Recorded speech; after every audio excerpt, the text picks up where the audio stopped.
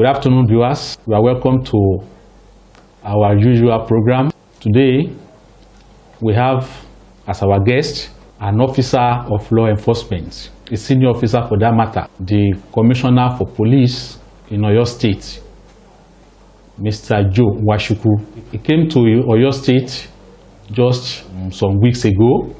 Mr. Joe Nwachukwu, we welcome you to Nigerian Tribune, sir. Thank you very much and good afternoon. We want to ask Mr. Joe Nwachukwu a few questions about the situation in Oyo State as regards policing. For the few days you have been here in Oyo State, in terms of security and other things, how far so far? Well, since I resumed duty on 1st of June 2020, I have done my level best in spite of the hurdles I met, and in line with the directive of the Inspector General of Police, IGP Mohammed A. Adamu, MPN MNI, who charged me alongside with other commissioners of police to make sure that we stem crime wave in our respective states of command. And since my resumption on that first, I have been busy passing the message across the state command to the divisional police officers, the area commanders, the heads of sections and departments, as well as the general public, that there is no room for criminals to operate in the pace-setter state, Oyo. And I've told them, I've charged each and every one of them not to be armchair divisional police officers or formation commanders. They have to move out. They have to ensure visibility policing. They have to do everything humanly possible and within the ambit of the law to make sure we sweep away or clear away criminal elements in Oyo State. So far, so good. The crime rate from the situation reports I've been receiving has been at tolerable level. And we'll make sure we continue to work on it to reduce it to the barest minimum. As regards the issue of security, Yes. just of recent, the spate of insecurity in the state seems to be on the increase, following some killings, rape, and other criminalities, especially in Akinyele area of the metropolis. Do you have any agenda, or what are you doing to curtail, to handle this situation so that it does not get out of hand? Yes. On resumption of duty, I met a situation where killings began to rear its head. And we did not sleep. I had to relocate from my office to that Moneya Akinyele area. I want to assure you, as we speak, in most or some of those killings, we have even made arrests. And the investigations has really gone far. This is not a forum where I'll tell the public what we have done. But I want to assure the public that at the end of the day, we are going to come out with very positive results that will satisfy all the people in Oyo State. We are not resting on our oars. And as a matter of fact, some of those issues that border on rape and killings are usually perpetrated by individuals from the beat we have gathered. It is not as if it is a gang thing where you have gangsters who sit down and plan. We are going to kill or we are going to rape. That's not what we're experiencing. From the information we've been getting, It's a one-man thing. Whether he's a serial killer or not, investigation will reveal that. But we have made arrests. And like I stated when I resumed duty, I told them two things. One, I will not tolerate violation of human rights and vis-a-vis incivility to the members of the public. We need to be very professional.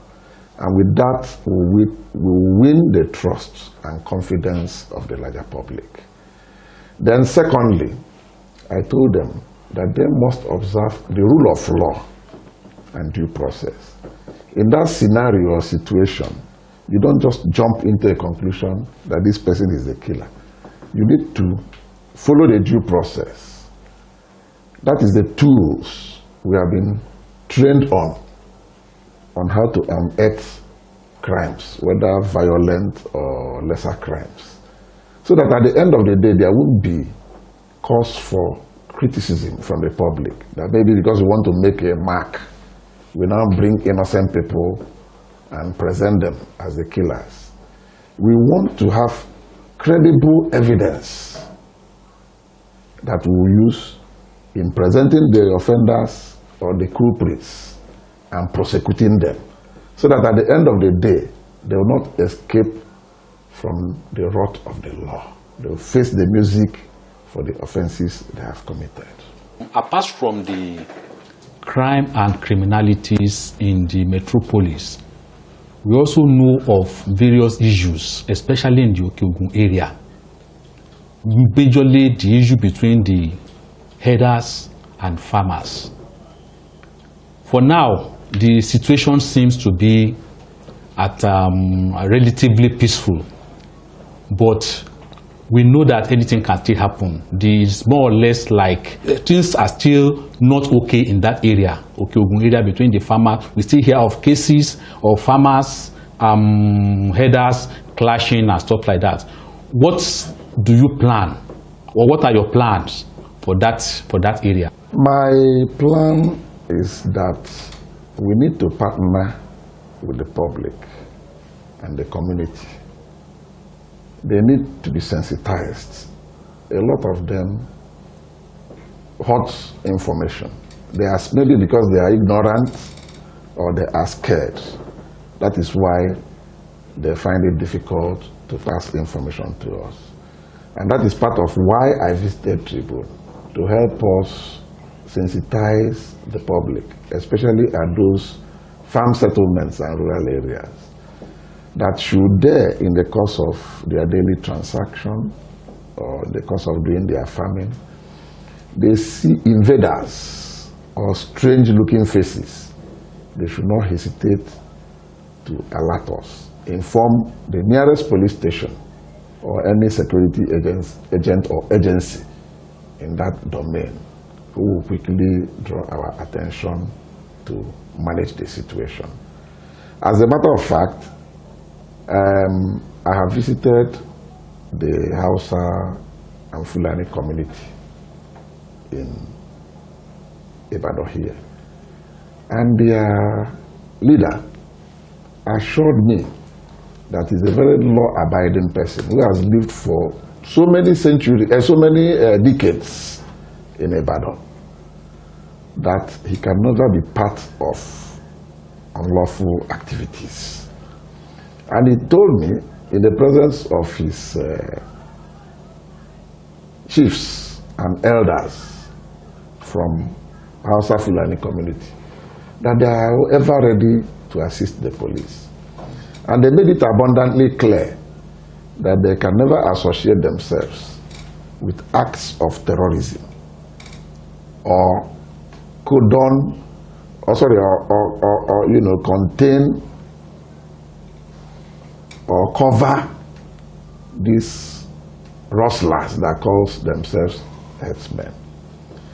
And I seem to believe the Serikin Hausawa, because from time, this is not the first command I've worked. I've worked in Akwa Ibom, I've worked in Bayelsa, I've worked in Delta, and I've worked in Rivers State.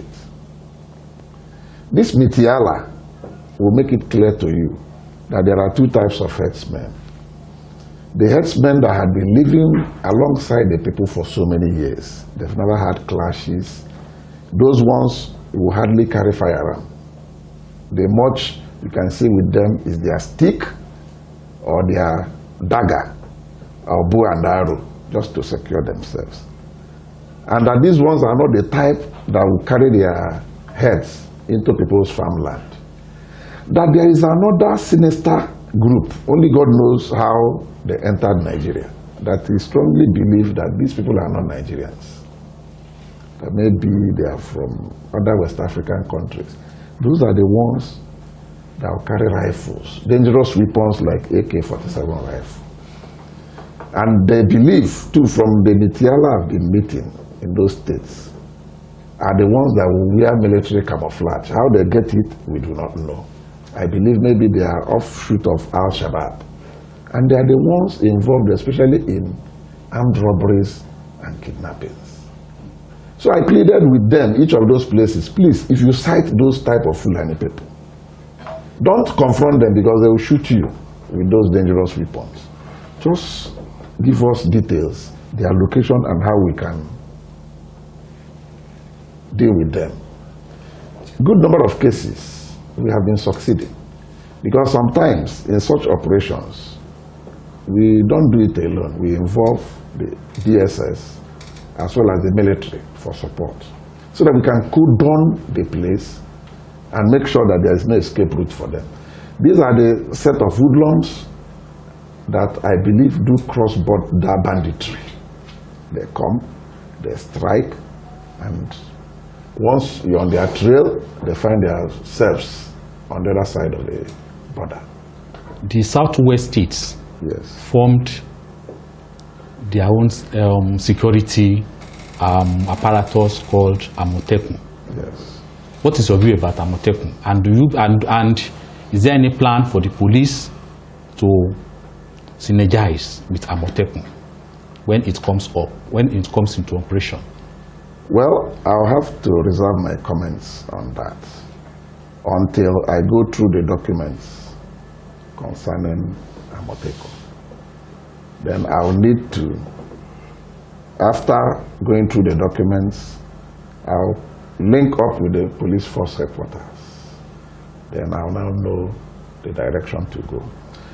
But having said that, we work closely with vigilantes and those who are on the side of the law. So once anybody is there to support the police, we will always encourage that. Where we might find it difficult working with any group is when such a group is working at cross purposes with law enforcement.